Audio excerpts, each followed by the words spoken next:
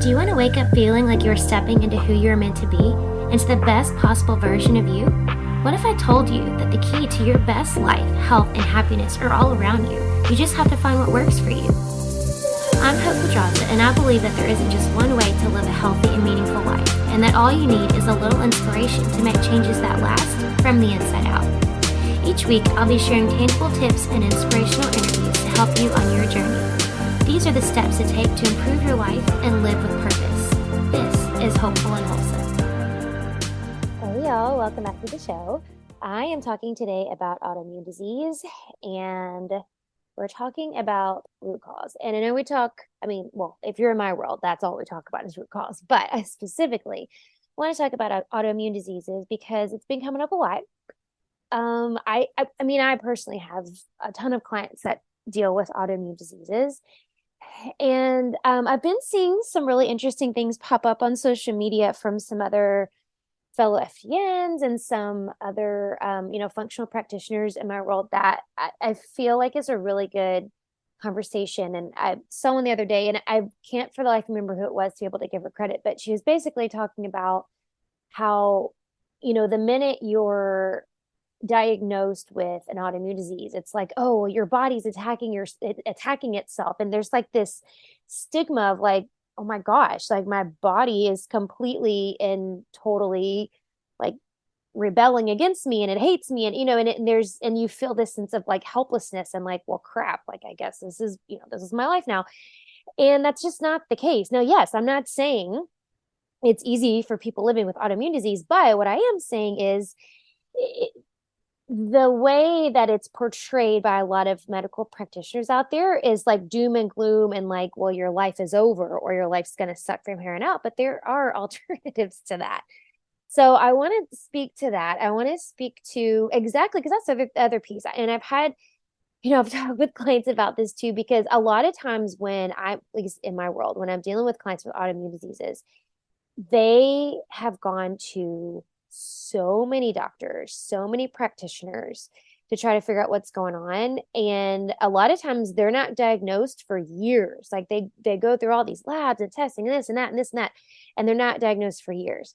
And there's some reasons for that, which I'll talk about in a second. But the point is, they're talking to me and they're like, what the heck caused this? Like, why am I dealing with this? Why is this happening to me?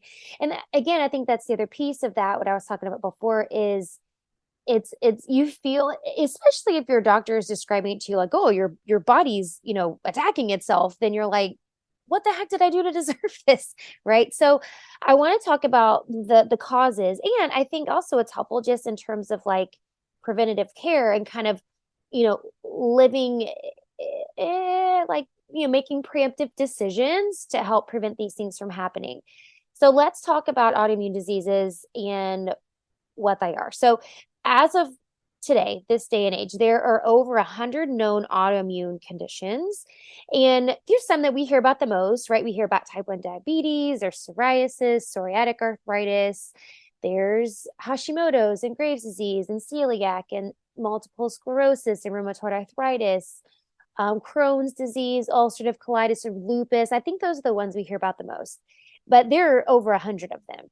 And again, I mentioned before how it can be really hard for people to get diagnosed. This is a lot, I think mostly because, or one of the big reasons, is because the symptoms really vary from person to person. Like somebody can have completely different symptoms of the same autoimmune disease. It just affects people differently. And they can come and go in frequency. So it's not like, people don't necessarily have these symptoms and flare-ups 24/7. It's like they come and go. And so it's hard to kind of catch things in the moment, like, oh yeah, this is exactly what it is. And it can look different each time they flare up. And the other piece of this, the symptoms can mimic those of other conditions, which is why it can be so hard to diagnose the symptoms, especially when you're just looking symptomatically. It gets really confusing because a lot of them have really similar symptoms. The other thing I think is important to mention here is that not all practicing physicians are equally skilled or trained to recognize these autoimmune diseases or run the appropriate diagnostics, like the appropriate labs to be able to diagnose this. And this is to no fault of their own, really. I think it's not their fault because most of them just weren't taught about it at length. Like the same thing with nutrition. I've talked about this before. Doctors do what they're trained to do. This isn't bashing doctors. This isn't to say they don't know anything. Obviously, they do. But this is to say that they just weren't trained that way. The same thing with nutrition. Like they're not giving you sound nutrition advice because they weren't trained in it. They're trained in dealing with symptoms. They're trained in dealing with medicine and surgeries and like acute situations. Like that's how they're trained. So, point is, there are, specialists that have additional training in autoimmune diseases, like rheumatologists, right? These are the ones that are trained at length. So when I say not all doctors are trained in it, this is why you go to a specialist to deal with these things, because general practitioners just aren't trained to deal with this, and they just don't really know the right labs to run. And even when you go to a specialist, if you're going to a conventional medicine doctor, just, how do I say it? In the best way here. Again, I'm not telling you to go and get your doctor's orders at all. I never want to make it sound like that. But I think what I'm trying to say is just to take, their recommendation and diagnosis with a grain of salt, knowing that you can go get another opinion, right? You don't have to take their word as the God's honest truth, and this is the gospel, and this is what it is. You can go to other doctors, you can get other opinions. So moving on from there. I want to address this too, because this is kind of the piece I mentioned before about the immune system, right? Because you're thinking, okay, isn't your immune system supposed to be what protects you, right? It protects you from invaders and it protects you from disease and virus. Why would it betray me? And why would it, quote unquote, be attacking itself, right? That's usually what you hear. So this is a great question. And it is true that if you have an autoimmune disease or autoimmune condition, that your body is essentially damaging its own tissue. And this is what causes so many of the side effects, right? Like this debilitating fatigue and achy joints. Maybe you have rashes, things that show up on the outside, weight gain, all those things. Your body, key point here, key point. Your body is not betraying you, nor is it against you, nor is it revolting against you, nor is it out to get you. It's literally just trying to protect you. It's a protective mechanism. That's what it's trying to do. So the problem is that somewhere along the way, there's some confusion in your immune system. And so it's like the signal gets crossed, right? Like, have you ever played with like walkie-talkies when you were a kid and all of a sudden you're hearing like somebody's phone conversation of your neighbor down the street? I don't know if that happened to you, but it happened to me as a kid. It's like the signal gets scrambled, right? And so there's some confusion going on in your immune system. And now your healthy tissue is kind of caught in this crossfire, right? Of this confusion, these signals that got scrambled. So the question remains, of course, right? Like, why did it get confused in the first place? And I think another important thing to ask is, because I've heard this before too, people use this as an excuse for like, oh, I can eat this because our grandparents ate this and it was totally fine.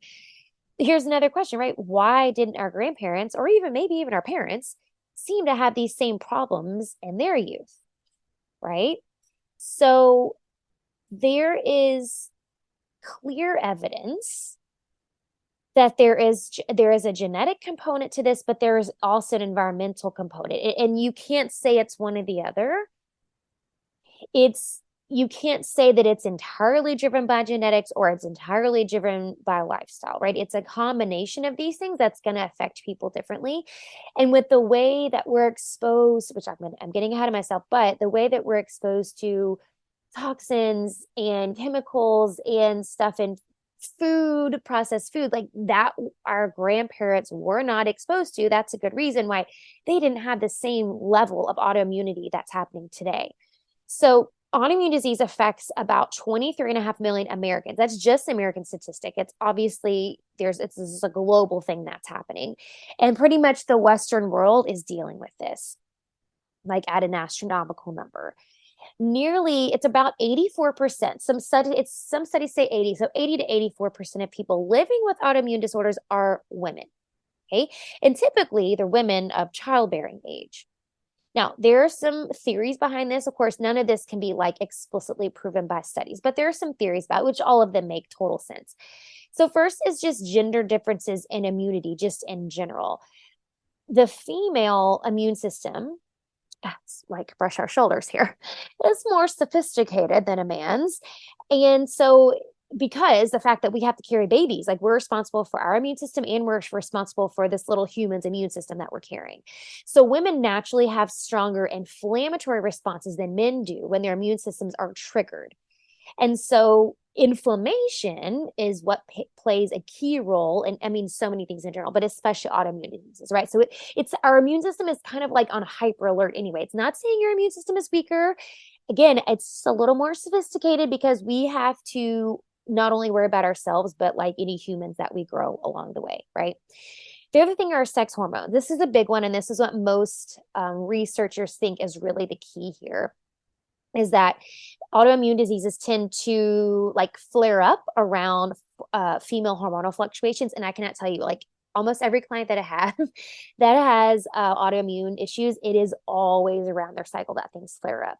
And there's a big, reason for this. Estrogen plays a huge part in this. And there's lots of studies and articles about estrogen related diseases. And that can be what kind of triggers a lot of things that happen, especially when we're talking about like excess estrogen.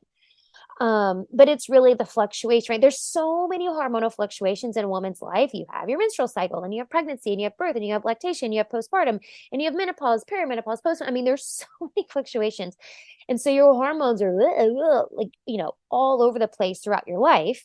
And so, this can cause changes in your immune system and how your immune system responds to things as well.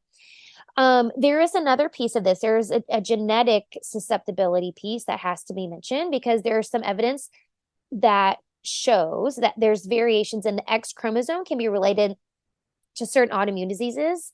And since we've got them, we just have a higher risk, right?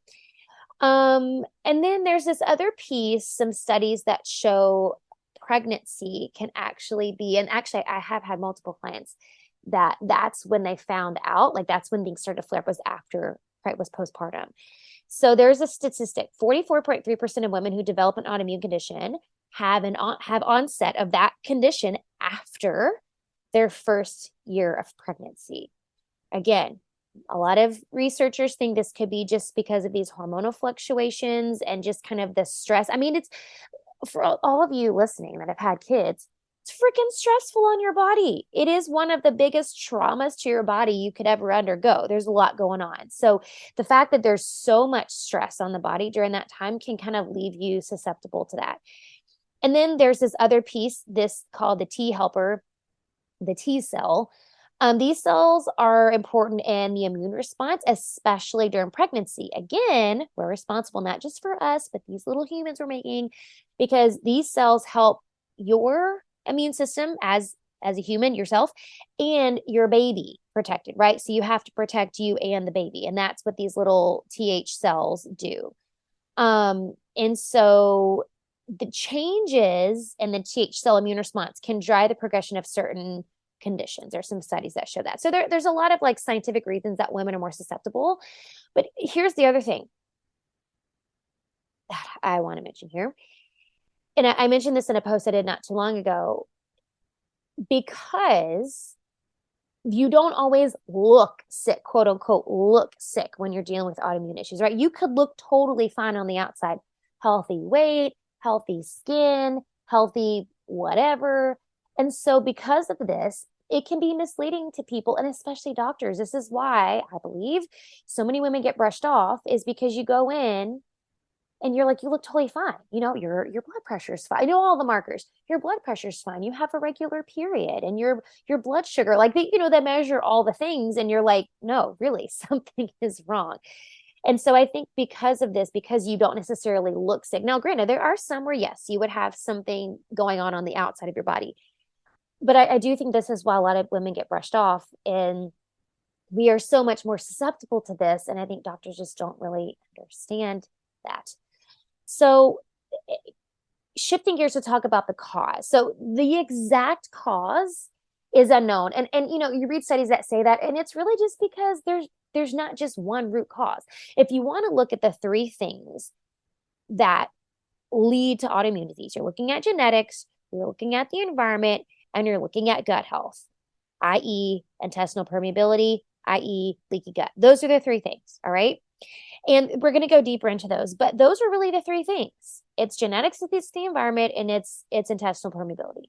Intestinal permeability. That's what it is. So when you're going about things the conventional way, go to the doctor. The conventional approach to this, to autoimmunity, just in general, is basically to just suppress the overall immune response, right? You get on immunosuppressive drugs, and which makes sense, right? They're trained in managing symptoms. The way you manage symptoms is like, hey, let's calm your immune system down. It's like hyper vigilant right now. Let's calm it down. So you take these immunosuppressive drugs. But here's the thing. You're not getting to the root cause, and you're not addressing what's actually causing the immune response in the first place. Not to mention, but I'm going to, that you are also increasing your risk of so many other health issues because you're basically partially shutting down your immune system. Like it's suppressing immunosuppressive drugs, or either it's suppressing your immune system. So it leaves you to susceptible to so many things. Now, I'm not saying there's not a time and place for drugs here and for medication, but I don't want you to think that's the only option because there are other options out there. Okay. So let's kind of dive deeper into some of these causes. So first, let's talk about food sensitivities. All right. So food sensitivities and leaky gut kind of go together in my book. We know, as you know by now, if you've been in my world for any length of time, about 80% of your body's immune system lives in your gut. So your immune system, your immune response is 100% going to be related to what you eat and how your gut is functioning. Okay. Now, food sensitivities cause a reaction in the body, causes inflammation in the body. Lots of inflammation in the body starts to cause your mucosal barrier, the lining of your gut, to become inflamed, and it makes little perforations in your gut, right? This is what causes leaky gut. That's like the simplified version of it, right? Permeability, meaning it's permeable. There's little holes in it. There's little tears, and it's from inflammation in the body. Okay. So this is caused from stress, toxins, certain foods, infections. There's so many things, bacteria. So when this happens and you have these little perforations, you're allowing undigested foods to leak into your bloodstream, especially undigested proteins. This is going to cause your body's like, alert, alert, alert. There's invaders in the bloodstream. There's undigested crap floating around. Like, what do we do? So your body sends out this immune response to like fight it off, right? It also prevents the absorption of a lot of vitamins and minerals. And so not only you have this like, foreign stuff floating around in your bloodstream, but now your body's in like reaction mode and it's not absorbing the vitamins and minerals you need to keep your immune system healthy. So this is like vicious cycle of inflammation. So when we're talking about food sensitivity, actually, first, let me say this. I want to make sure you know there's a difference between a food sensitivity and an allergy, okay? It's estimated that about 80% of Americans have some sort of food sensitivity or intolerance. 80%, that's a lot. That's a lot. But this doesn't mean you have an allergy. It's not the same thing. Intolerances are very different, and most intolerances can be overcome by certain protocols, okay? Now, if you allow certain intolerances to go on over a long period of time, this is what leads to things like all kinds of GI disorders, right? We're talking about, irritable bowel syndrome, Crohn's disease, colitis, and again, autoimmune disorders, right? This can lead to that, just chronic inflammation. So when you're looking at a food sensitivity, it's a different reaction from a food allergy, okay? So food sensitivity is regulated by an IgG antibody. So these are antibodies are what's sent out like alert, alert, fight off the invader, okay? Food sensitivities are regulated by IgG. If you have an allergy, it creates an IgE antibody. Two different antibodies, two different responses. At this point in time, there is no cure for food allergies for this IgE antibody. And this is like when people have really severe reactions, like they go into anaphylaxis, or like if you have celiac, like it literally destroys your insides, right? So this is a pretty serious thing. For this IgG response of a food sensitivity, these reactions are much more common and tend to be milder and often delayed. Like if you have an allergy, it's going to be like an automatic thing. If it's a food sensitivity, it can be delayed. So, and this is what makes it kind of hard to figure out exactly what it is, because you're like, well, I ate all these things yesterday. Which one was it, right? It doesn't show up until later. So it's when you were consistently eating foods that cause you issues. When I say issues, headaches, brain fog, stomach ache, diarrhea, constipation, hives, like some people even have flu-like symptoms. All of those are symptoms of like a food sensitivity, right?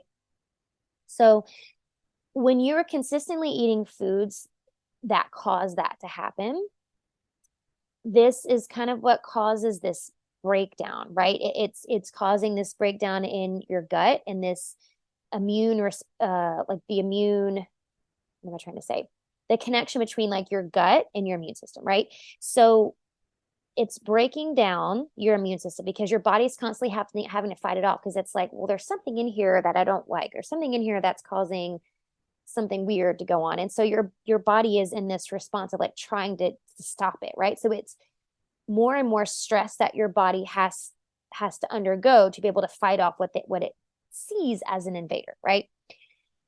Now, the food sensitivity, again, food sensitivity is treatable. Like you can treat a food sensitivity. And a lot of times it's just a matter of getting rid of it for a while, healing your body, and then you can incorporate it back in.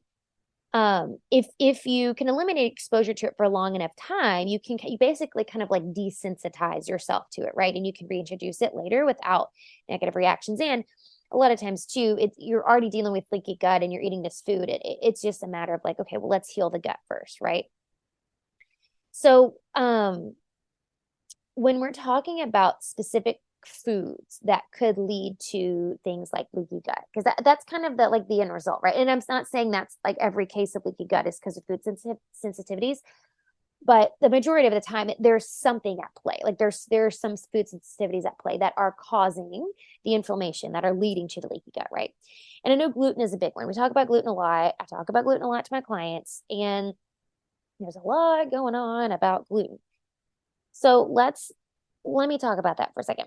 So, yes, gluten can cause a whole lot of problems for a whole lot of people. But there is not enough evidence, research at this time to say everybody should be gluten-free. There's just not. Now, do I think the majority of people should be gluten-free? There's a lot of people that should be gluten-free. I'm not saying everybody, and I'm not saying like 100%. Now, of course, obviously, if you have celiac, this is like an antibody response to gluten. You are gluten-free for the rest of your life. Like that's a fact. But it's not really the case for everybody. But I think it's important to understand the science around this, okay? And then this is my goal here, right? Like I can give you the information and you can make the best decision for you, right? That's the whole goal. Okay, so if you don't know what gluten is a protein found in wheat, okay?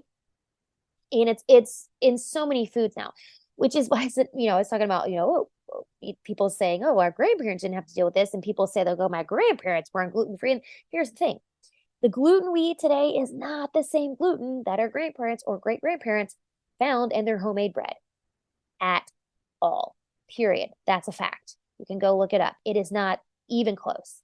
Our conventional wheat, unless you're buying the organic non-GMO, which exists, our conventional wheat has been so genetically modified in the last 50 years. It's like a whole different animal. It's like a completely different animal. Not even close. Now, if you go to countries like Europe, where the processes that we use in the United States are legal there, the processing processes, is that how you say that? Their manufacturing processes, how you say it, the way they process their wheat, they're not allowed to use the same chemicals that we use, and so theirs is totally different.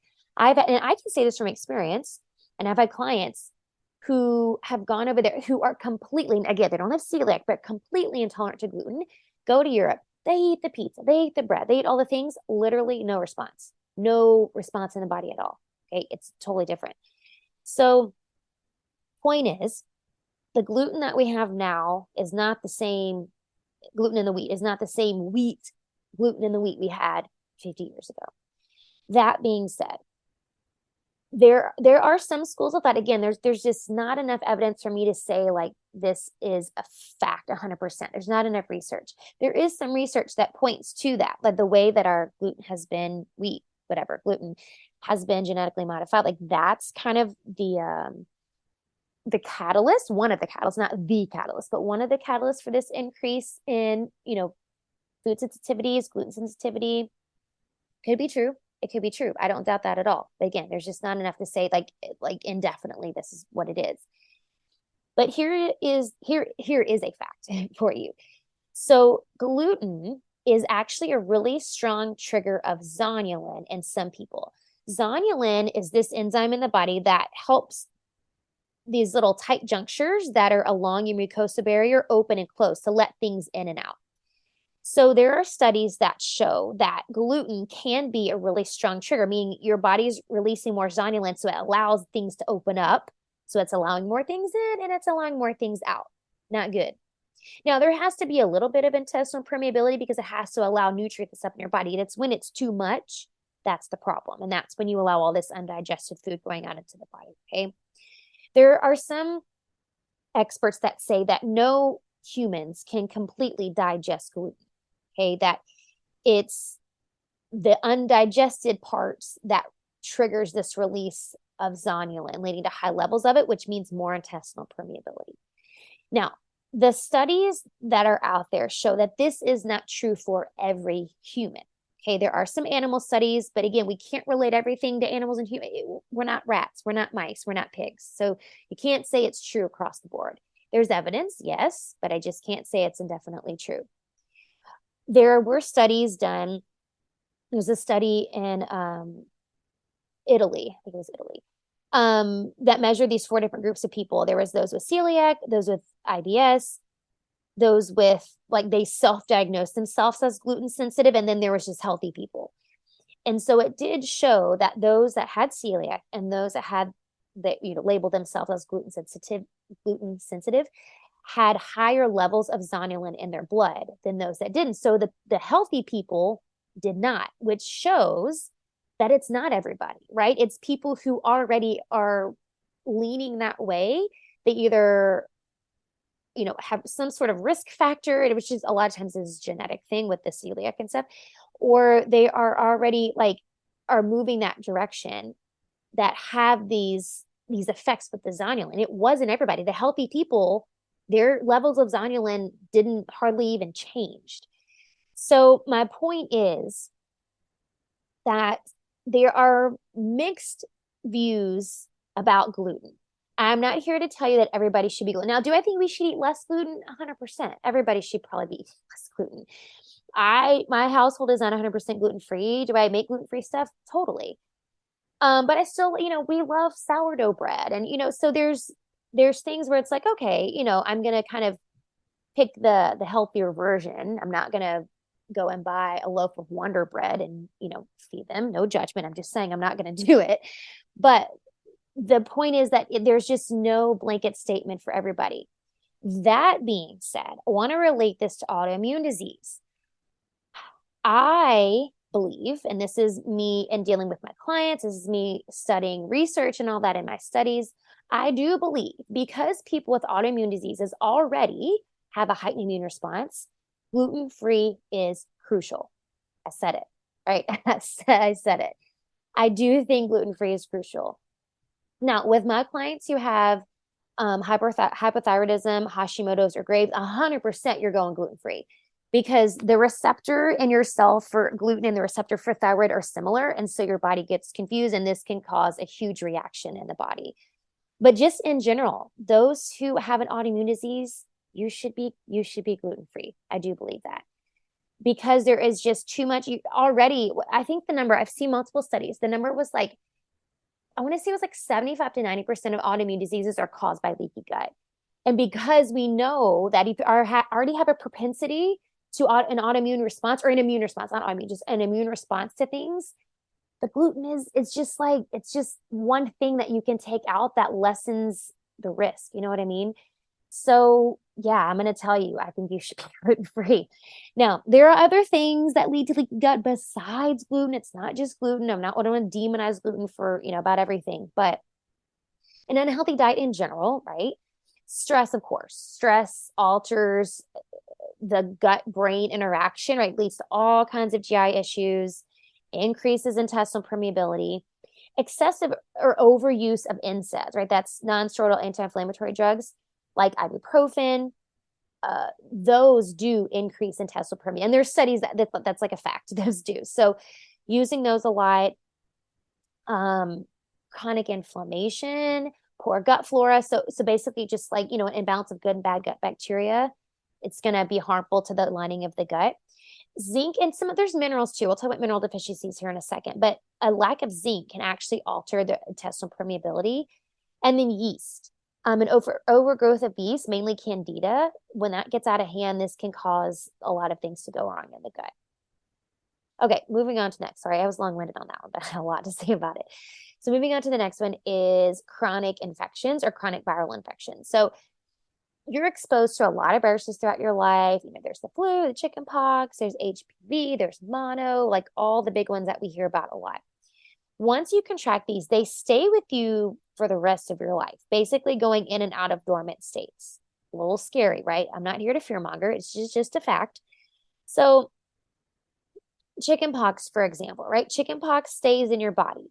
You get the chicken pox, you have the symptoms, and then it's gone. And then the symptoms are gone, but it's dormant in your body, right? And it basically lives like in your nerves. As you age, it can show up again as shingles. You've probably seen the commercials for the shingles vaccine and all that, right? It can show up as shingles. A lot of researchers have suspected that there is a link between viruses to the development of autoimmune disorders. Some people in my FDN training are Reed Davis is the head of FDN. He calls it the sicker, quicker type. Some people they just get sicker quicker. They really do. Some people are less resilient. And some people can just better tolerate viruses than other people. If you're somebody who doesn't tolerate viruses very well, then your immune system is, it's somewhat compromised. And that can trigger like this hyperimmune states in your body, leading to autoimmune issues, autoimmune dysfunction, right? This can also be the same with infections from bacteria and parasites and fungi. Like it's all of these things that can trigger autoimmune diseases. And I can tell you with my clients, every single client I've ever had that has an autoimmune issue, they have parasites. Like we find them in their labs, they do. So these things can weaken your immune system, weaken the body, cause inflammation, and just kind of exacerbate the situation. Now, I also want to talk about toxicity. And I guess specifically talking about like environmental toxins, right? Now, we are inundated with toxins day in, day out, all day long. The air we breathe, the water we drink, the food we eat, everything. You can't avoid all of them. Now, we can do our best to avoid as much as possible. You can't avoid all of them. Now, there are things like mercury and pesticides and aspartame and silica and lead. All of these can be really, really harmful to the body. So there's a study that shows that we humans, actually, I think this is specifically Americans, so I can't speak for globally. We're saturated with more than 400 toxic chemicals, like a day.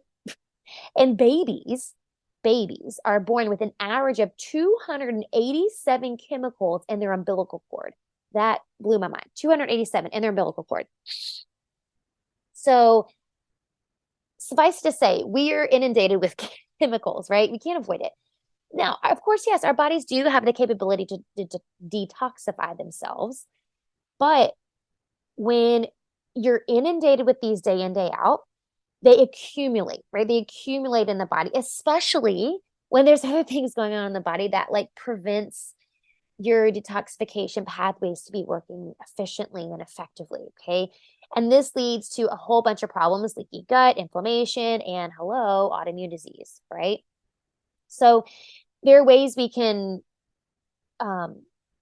minimize that, or at least like mitigate it, right? Like the toxins in your self-care products and your cosmetics and your cleaning products, like all these things we can do. And I'll talk about a little bit a second, just when talk about in general what to do about autoimmunity. But there are things that we can do to help limit this toxicity on the body. Okay. The last thing here, the last piece is nutrient deficiencies. Nutrient deficiencies affecting autoimmunity. Now, I talk about minerals a lot because it's really important and because, this is a big thing that I test in the labs that I run with my clients. So your minerals are the spark plugs in the body, right? And vitamins they're like the assistants. I'm going to say they're less important because they work together. Vitamins and minerals work together. And they play a really important role in immune function, right? Which means that when they're deficient, when they're not absorbed, then it's going to lead to immune dysfunction, right? There are so many important ones, like the fat soluble vitamins, especially like A, D, K. There's the omega-3s, there's iron and zinc and magnesium and selenium. All of those are important. Now, it's not so easy to say, like, oh, well, just take a supplement with all of those in it. That'll fix it. It's not that simple because you have to know what's going on in your body, right? Which is why, and you can go back and look at previous episodes where I talked about the HTMA, the hair tissue mineral analysis. You do a test to see what's going on. So you're not just like throwing a bunch of supplements at it and you're not really addressing what the real deficiencies are, right? So here's the other piece that's important, especially if you're going like conventional medicine route. Just keep it in mind. Keep it in mind. There is a stark difference between normal and optimal levels of any nutrient. So if you take vitamin D as an example, vitamin D is a big one because everybody's talking about it during COVID. Like the people who experienced some of the roughest bouts of COVID were low in vitamin D, right? And it's something that is tested a lot and it's deficient in a lot of people. So researchers are going to use data based on testing of like thousands of people, right? So they test the population for vitamin D levels and they test thousands of people and then it's charted. The researchers are going to use that data to determine the quote unquote normal level of D across the population. What's normal? Okay. This means that vitamin D normal levels, quote, normal levels. This is like minimal basically is what it's saying. And so, like, for example, if you want to use numbers, so if you looked at these numbers, like what researchers have said, they think that the results that they got in these, when they're charting these people, that vitamin D concentrations in the 30s would be normal. But the research shows that optimal levels should be between 50 and 75. So again, normal and optimal are not the same thing, which is why when you're looking at like, quote, normal levels of basically anything in the conventional medical world, it doesn't mean optimal. It's like when you look at, and you can go, I have an episode coming out that I'm really excited about where we talk about the difference between health and vitality. I have this great interview. You're going to love it. But it's like health, literally the definition of health is the absence of disease. Like, I'm sorry. Like, I don't want to just not be sick. Like, I want to be like, have the vitality and like, you know what I mean? Like, it's not just about being healthy. It's like these levels. And I say that because these levels of like normal or whatever, they're not optimal. This is just like basically like have this level so you're not dying. That's and I'm not saying that to be dramatic, but there are some levels of some metrics that are used when you're getting like blood labs and stuff. It's like, oh, well, as long as it's not below this, then you're fine. Yeah, like it means I'm not dying. It doesn't mean it's great. It doesn't mean it's optimal. It doesn't mean I'm functioning optimally. So when you're getting functional labs done, that's the main difference here. I know I'm going off on a tangent, but that's the main difference. We're looking at like functional levels. These are optimal levels. This isn't like, oh, you're just not dying or you're just not sick. These are optimal levels, right? It means that you're able to live optimally. You're able to live with vitality and not be sick, So off my soapbox. So what do we do about all of this in terms of autoimmunity? Getting back on topic here. So how do we address all of this? Well, first, we can address the environmental stuff, right? The toxins, the environmental, the stresses, all of that. Because we can, test for these things. We can get tests and we can see if we're harboring heavy metals, and we can buy food with that, doesn't use pesticides, and we can eat out of things that aren't plastic, right? We can help ourselves out with those things. We can run tests to check for gut infections, right? And see if there's parasites, if there's hidden infections, right? We can deal with those. You can eliminate gluten. Again, if you have an autoimmune disease, I'm telling you, go gluten-free. You can eliminate other trigger foods. Eating a lot of nutrient-dense foods, right? A lot of healthy fats, and eating the anti-inflammatory oils like olive oil and avocado oil, and getting all the omegas from wild-caught fish and nuts and seeds, and eliminating refined foods, right? Processed foods, artificial sweeteners, refined sugar, all of that. Reducing stress, getting sleep. That 7 to 9 hours is crucial, y'all. If you can't sleep, do the things, right? Go back and listen to my episode about sleep. Do all the things. The sleep is important. Removing heavy metals. Again, you really should get tested so that you're not just like guessing, but there are ways to get rid of it, and a ways to limit it. Your cookware, your toothpaste, what you're cooking on, your cooking surface, your cooking utensils, all of those things. Cleaning out your environment with your cosmetics and your skincare products, your cleaning products, all of those things. Managing, regulating your nervous system, building some resiliency in your nervous system, building in mindfulness to help with stress. Like, all of these are things. And I know these are very like generic things, but this is what it takes. This is it. This is it. And I think most importantly, maybe not most importantly, but very important, up at the top of the list, is doing the labs, getting the labs, and understanding really what's going on in your body, so you really know what you're working towards. Like, yes, obviously we want to manage symptoms, but when you aren't exactly sure, what your mineral levels are, and the heavy metal toxicity, and if there's hidden infections and parasites, all those things, like, you got to have labs to know to be able to deal with that.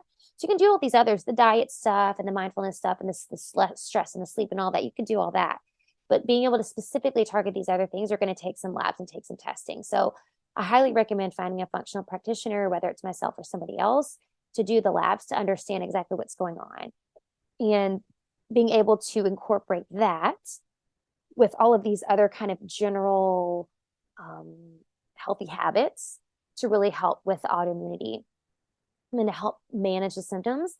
And if anybody is telling you that you have to live with your symptoms the rest of your life, they're not telling you the truth. I'm just telling you. I'm not saying it's going to be easy. I'm not saying it's going to be quick. I'm not saying it's going to be simple, because a lot of times it's complex and it can be complicated and it can be a long road, because there's layers and layers of hidden things that we don't know about that we have to uncover when you're, working towards healing. But it's possible. It's always possible. So I hope this gave you some good insight into autoimmunity, all the ins and outs, the whys, the how to help, all the things. So I hope this helps you, or send it to a friend. If you have a friend that's dealing with an autoimmune disease, send this to a friend. Give them some hope, because I know in the world of autoimmunity, it can typically feel pretty hopeless, because that's just kind of the stigma around it, right? And it's not. So I hope this helps, and I'll see y'all next time. Thanks for listening to Hopeful and Wholesome, y'all. If you found value in this week's episode, please subscribe on iTunes or wherever you listen to your podcast, and leave a review to let me know what you thought. I'd love to know what you find useful in these episodes, so I can know how to provide the most value I can to my listeners. And if you have topics you'd like to know more about, I'd love to hear those as well. So shoot me a message on Instagram, Facebook, or LinkedIn. It's @TheHopePedraza, or you can visit my website, hopefulandwholesome.com. Thanks, y'all.